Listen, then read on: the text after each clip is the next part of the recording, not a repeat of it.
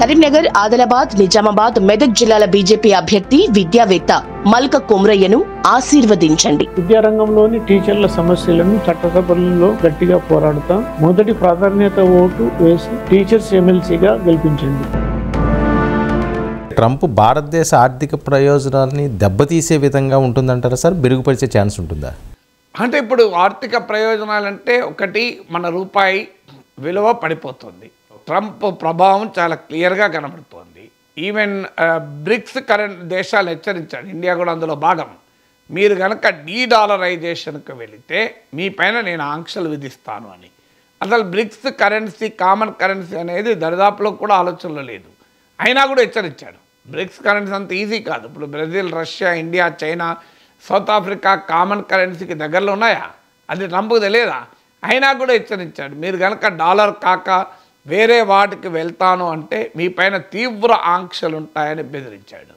So అందువల్ల మీకు dollar బలపడుతున్న కొద్దీ ఇండియన్ ఎకానమీ పైన తీవ్రమైన ప్రభావం పడుతుంది. అలాగే డాలర్ స్ట్రెంథన్ అవుతున్న కొద్దీ ట్రంప్ విధానాల వల్ల మీకు మన దేశం నుంచి ఫారిన్ ఇన్వెస్టర్లు కూడా వెళ్ళిపోతుంటారు. ఇప్పుడు మన స్టాక్ మార్కెట్ నుంచి ఈ కొత్త ఏడాదిలోనే $2 బిలియన్ వెళ్ళిపోయాయి. ఫలితంగా కూడా మన రూపీ పైన ప్రభావం పడింది. అందువల్ల డాలర్ స్ట్రెంథన్ అవుతున్న కొద్దీ ఇండియన్ ఎకానమీ పైన అనివార్యంగా ఇంపాక్ట్ పడుతుంది. అలాగే మన ట్రేడ్ ఇప్పుడు ఈ మంత్ డిసెంబర్లో కొద్దిగా ట్రేడ్ డెఫిసిట్ తగ్గింది, కానీ నవంబర్లో అయితే రికార్డు స్థాయిలో $38 బిలియన్ మన ట్రేడ్ డెఫిసిట్ వెళ్ళింది వాణిజ్య లోటు. ఈవెన్ ఒక దశలో మన కరెంట్ అకౌంట్ డెఫిసిట్ కూడా 2.8% ఆఫ్ జీడిపికి వెళ్ళింది. అందువల్ల డెఫినెట్గా మన ఎగుమతుల పైన ఇప్పటికే ఎక్స్పోర్ట్స్ పెరగడం లేదు. ఇప్పుడు అమెరికా అనుసరించే విధానాలు, ఎందుకంటే భారతదేశం చేసే ఎగుమతుల్లో గణనీయమైన భాగం అమెరికాకి చేస్తుంది. So India very largest export destination America. So అందువల్ల మరి అమెరికాకు మనం ఎక్స్పోర్ట్ చేసేటప్పుడు ట్రంప్ అక్కడ ఇంపోర్ట్స్ పైన రిస్ట్రిక్షన్లు పెడితే ఖచ్చితంగా మన ఎక్స్పోర్ట్ దెబ్బతింటాయి. ఇప్పుడే ఎక్స్పోర్ట్స్ స్లో డౌన్ ఉన్నాయి, వీటి వల్ల మరింతగా దెబ్బతినే ప్రమాదం ఉంటుంది. ట్రంప్ విధానాల వల్ల గ్లోబల్ ఆయిల్ ప్రైసెస్ పెరిగితే, ఎందుకంటే ఈ జియో ఎకనామిక్ అన్సర్టనిటీస్ వల్ల మీకు ఆయిల్ ప్రైసెస్ పెరిగితే అది ఇండియన్ ఎకానమీ పైన కూడా నెగిటివ్ ఇంపాక్ట్ ఉంటుంది. సో H-1B వీసాల వల్ల మన ఐటీ కంపెనీలు పెద్ద బిగ్గెస్ట్ బెనిఫిషరీ. మన సర్వీసెస్ ట్రేడ్లో అమెరికాలో కాస్త సర్ప్లస్ కూడా ఉన్నాం. అందుకు ప్రధానమైన కంట్రిబ్యూషన్ చేసేది ఐటీ రంగం. మరి H-1B వీసాల పైన ఇప్పటివరకైతే రెస్ట్రిక్షన్స్ పెట్టా అంటున్నాడు, కానీ make America great again lobby నుంచి చాలా ప్రెషర్ ఉంది. మీరు ఓపీటీ పైన ఆంక్షలు పెట్టండి, H-1B వీసాల పైన ఆంక్షలు పెట్టండి అని. బట్ వీటికి ట్రంప్ మరి ఆ లాబీకి తల వంచి కనుక రెస్ట్రిక్షన్లు పెడితే అది ఖచ్చితంగా మన ఐటీ కంపెనీల ప్రాఫిటబిలిటీ మార్జిన్ల పైన తీవ్రమైన నెగిటివ్ ఇంపాక్ట్ చూపుతుంది.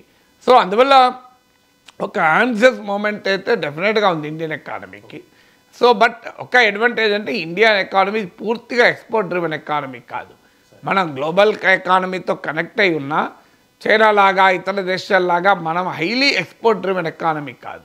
దాంతోపాటు ఈ అమెరికా అనుసరించే విధానాలను ఎదుర్కోవటానికి ఇండియా ఇప్పటికీ కూడా ప్రిపేర్ అవుతూ వచ్చింది. మీరు గమనిస్తే రష్యా ఆయిల్ నుంచి సప్లైస్ దెబ్బతింటున్నాయి కనుక మన ఇతర దేశాల నుంచి ఆయిల్ సప్లైస్ గురించి ఆల్రెడీ ఆలోచిస్తున్నాం మనం. సో అందువల్ల అమెరికా మన పైన టారిఫ్స్ విధిస్తే మనం కూడా టారిఫ్స్ విధించాం గతంలో, అమెరికా వాల్నట్ల పైన విధించాం. సో దానికి కూడా మనం ప్రిపేర్ అయ్యే అవకాశం ఉంటుంది. అందువల్ల ఇండియా విల్ ఆల్సో ప్రిపేర్. అందుకే ఇటీవల ఈవెన్ చైనాతో నుంచి కూడా FDI స్వీకరించాలని చెప్పి మన గవర్నమెంట్ డిసైడ్ చేసింది. చైనాతో బార్డర్ కూడా డిస్ప్యూట్ కాస్త రిలాక్స్ అయింది. కారణం ఏంటంటే తెలిసింది, ఎందుకంటే అమెరికా అనుసరించే విధానాల వల్ల ఇండియా ఎఫెక్ట్ అవుతుంది కనుక దానికి తగ్గట్టు కౌంటర్ మెజర్స్ ఏం తీసుకోవాలి అనేది అన్ని దేశాలు ఆలోచిస్తున్నాయి, ఇండియా కూడా ఆలోచిస్తుంది. సార్, ఏదైతే మీరు ఇప్పుడు ప్రస్తావించారో చైనాను కూడా భారతదేశం స్నేహపూర్వకంగా ముందుకు సాగాలన్న ఆలోచనతో సాగుతుందని, కానీ చైనాపై ట్రంప్ ద్వేషం భారత్కు మేలు చేస్తుందా, చేడు చేస్తుందా? It can go in any way. ఒకటి, ఇప్పుడు చైనా ప్లస్ స్ట్రాటజీ అని మీ కోవిడ్ తర్వాత ట్రంప్తో సంబంధం లేకుండానే కోవిడ్ తర్వాత చైనా ప్లస్ స్ట్రాటజీని మన వాళ్ళు అనుసరించారు. ఎందుకంటే ప్రపంచం అనుసరించింది. కారణం ఏంటి అంటే ఒక్క దేశం పైన ఆధారపడితే కష్టం అవుతుందని.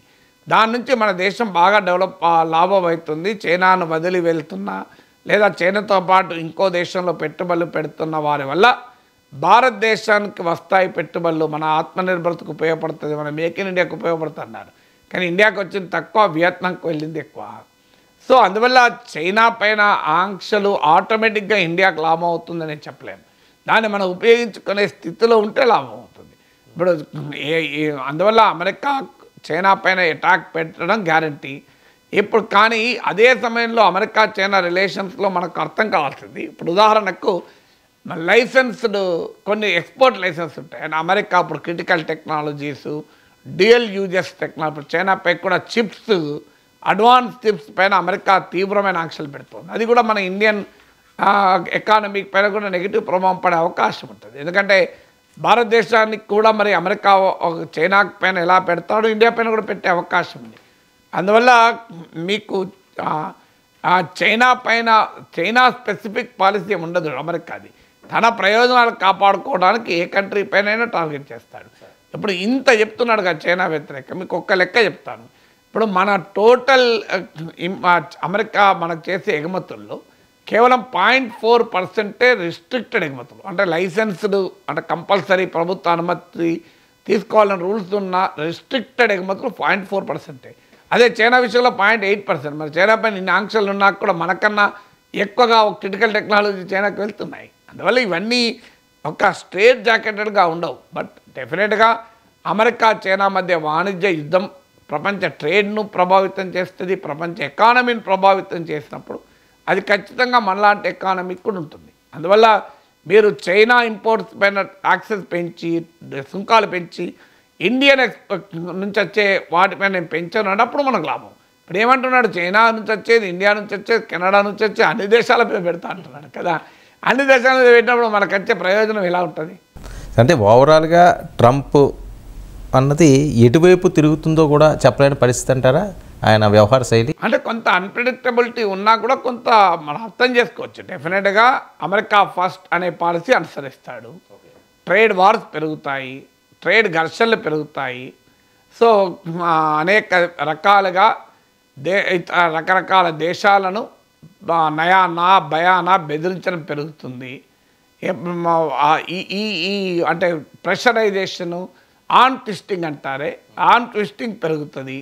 So but still uncertainty, unpredictability world ఎకానమీలో పెరుగుతుంది, వరల్డ్ పాలిటిక్స్లో పెరుగుతుంది. సో దానికి మనం ప్రిపేర్ అయి ఉండాలి. ఎందుకంటే ట్రంప్ యొక్క స్వభావం అది. తర్వాత మీకు ట్రంప్ అమెరికా జరుగుతానికి కౌంటర్గా కూడా మార్పులు వస్తూనే ఉంటాయి. ఇప్పుడు ఉదాహరణకు రష్యా ఇరాన్ తాజాగా ఒప్పందం చేసుకుంది, రష్యా నార్త్ కొరియా ఒప్పందం చేసుకుంది. అంటే అమెరికాకు పోటీగా మరో కూటమి కూడా ఎమర్జ్ అవుతుంది. అందువల్ల ఈ పరిణామాలకు కూడా మనం సిద్ధపడి ఉండాలి.